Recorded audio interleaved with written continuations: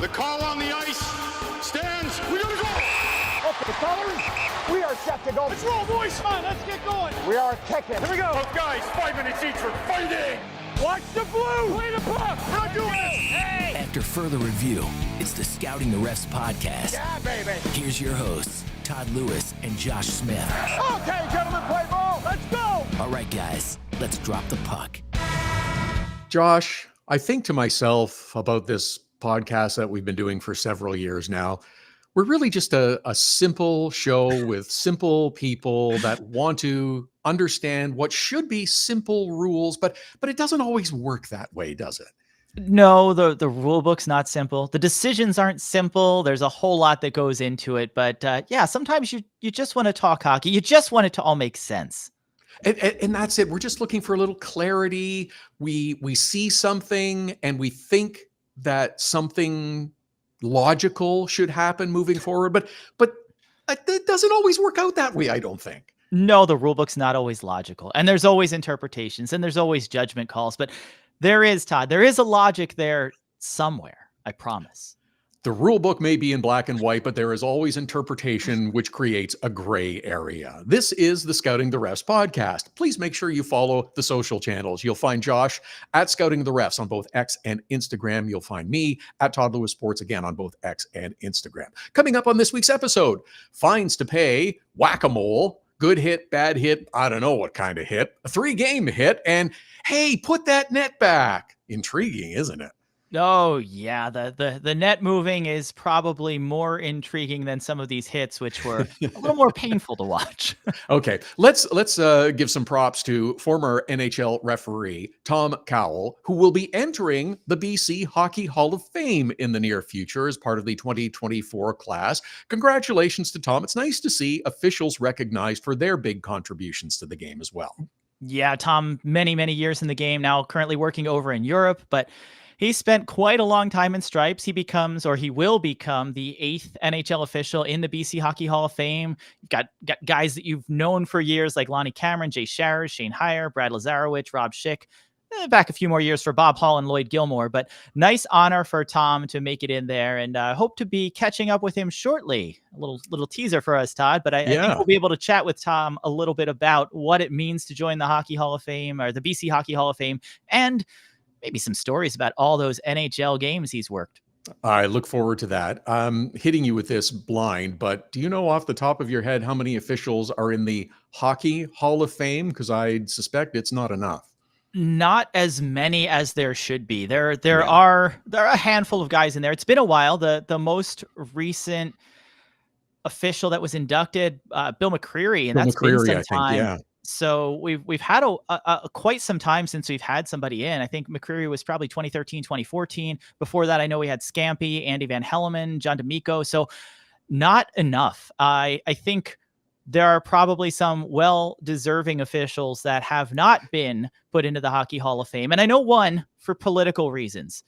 The all-time leader in NHL games officiated is Kerry Fraser. He's worked more than anyone else in the National Hockey League. I know he's butt heads with NHL bosses. I know he and Colin Campbell had some issues back in the day, but it's amazing that Fraser is still not in the Hockey Hall of Fame. Seems like he would be a slam dunk.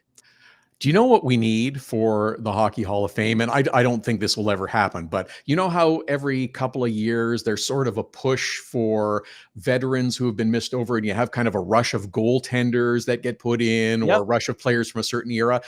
I find it hard to believe, though, that voting members will say, hey, you know what we need? More referees that call penalties against us. And that's unfortunate.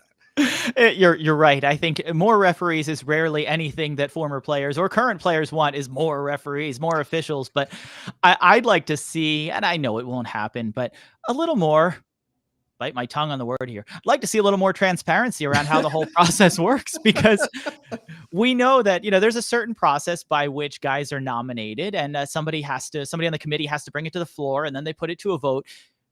I would be shocked if Fraser weren't nominated at some point. And if he weren't, how can we get that nomination out there and then find out who is it that's voting against this guy? I mean, look, whatever you think about what he's done, he's the record holder for most games officiated, and I think it's really hard to overlook that. So I don't know what personal grudges are out there. Some transparency might help with that a little bit. It'd also make it interesting, Todd. It certainly would. Lots to debate there for sure. Okay, let's get to some of this week's business. And the business was a $2,000 transaction, e-transfer from Michael McCarron and from Matt Zuccarello of the Nashville Predators and Minnesota Wild, respectively, for unsportsmanlike conduct. Shenanigans would perhaps also be appropriate. I don't know, use whatever term you'd like. Yeah, I'd say that's absolutely accurate. Some shenanigans. And in this case, you're looking at something where you've got guys interacting with guys on the bench. So you're the Wild, the Preds coming together for a big scrum here. And where this tips the scales into what ended up being a fine is Zuccarello at the far right there grabs McCarron from the bench, and McCarron returns a punch. So you've got a guy on the bench interacting with a guy on the ice, and that's something that the NHL doesn't typically want to see. Zuccarello getting the worst of it right there. Yeah, that's when if you're on the bench and interacting.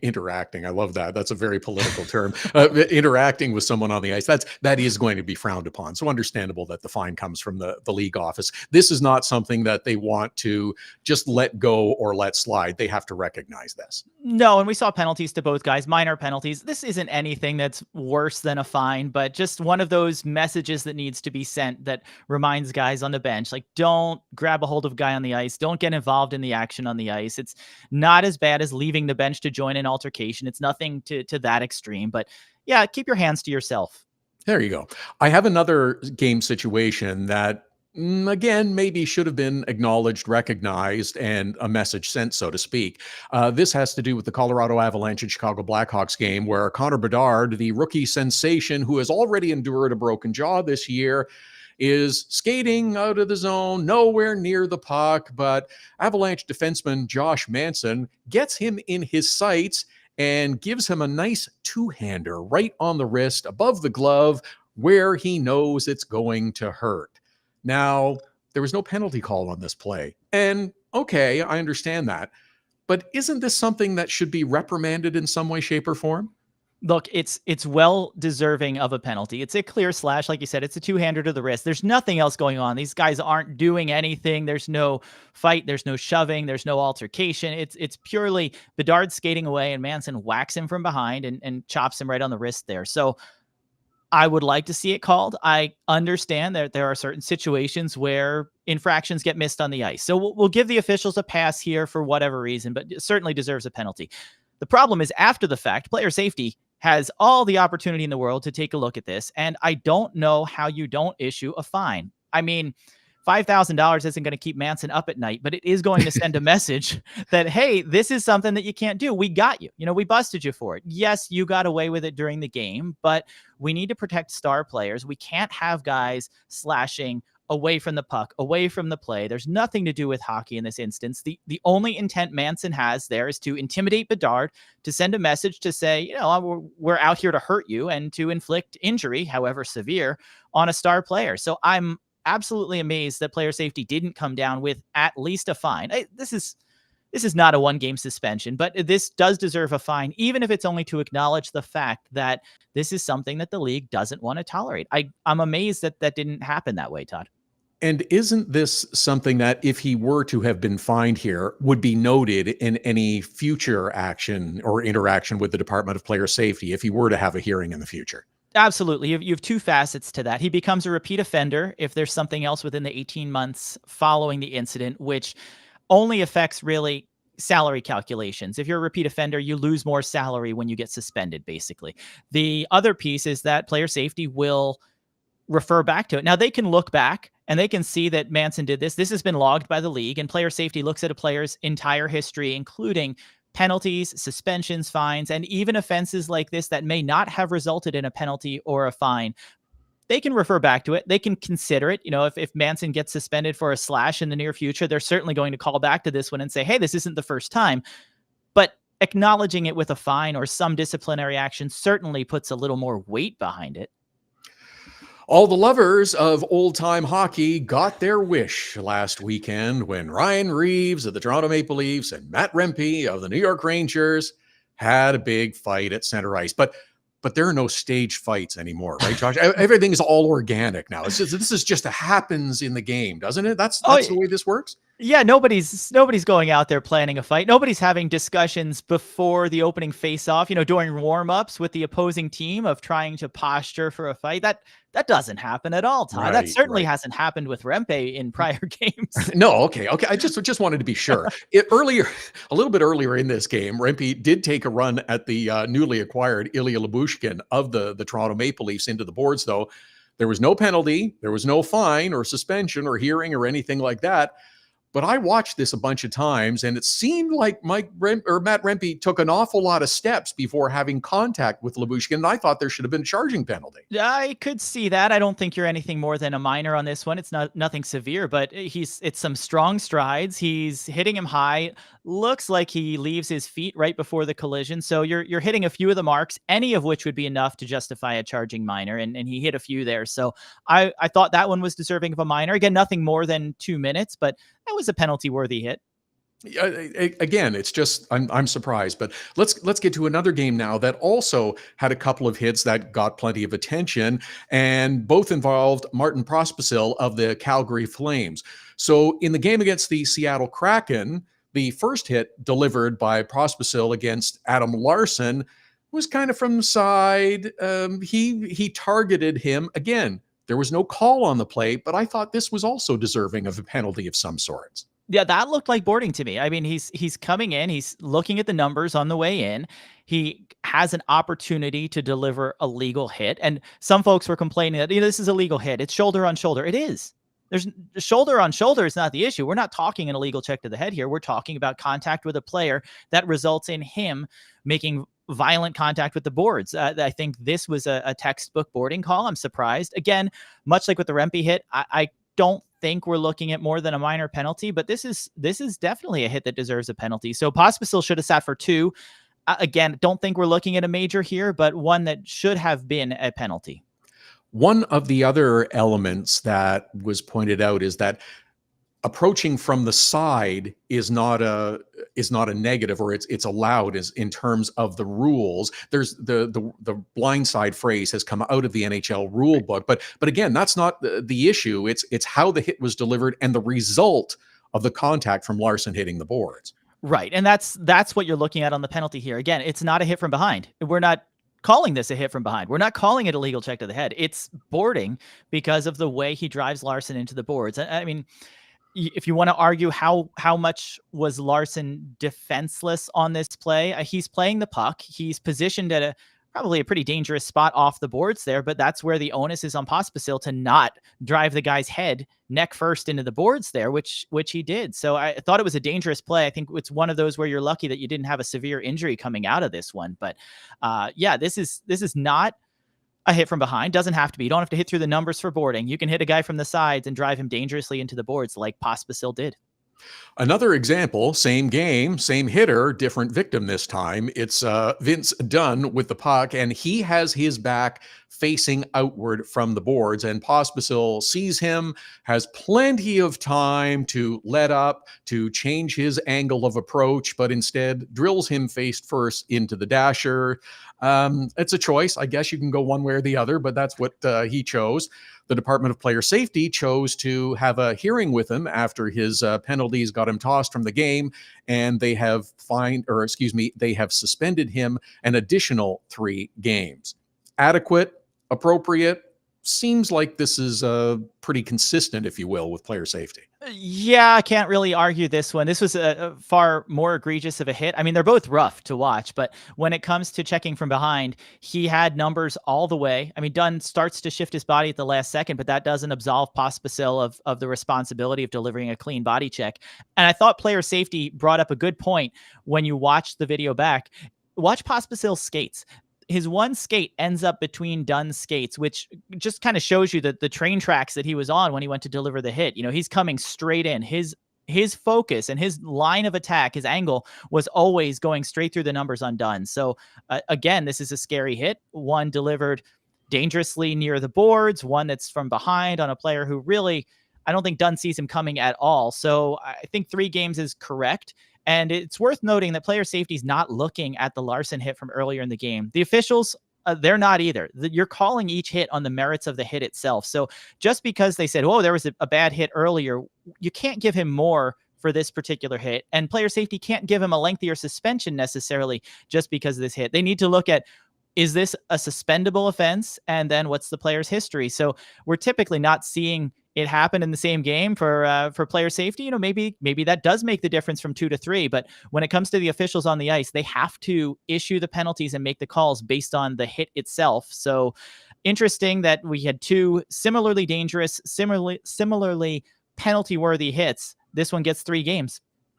Understandable that as well. You consider the offense. It's not, oh, well, this one didn't look great. You're penalizing the offense. It's not, that would be unfair to look at other hits and say, oh, well, we didn't like that one either, so we're giving you more.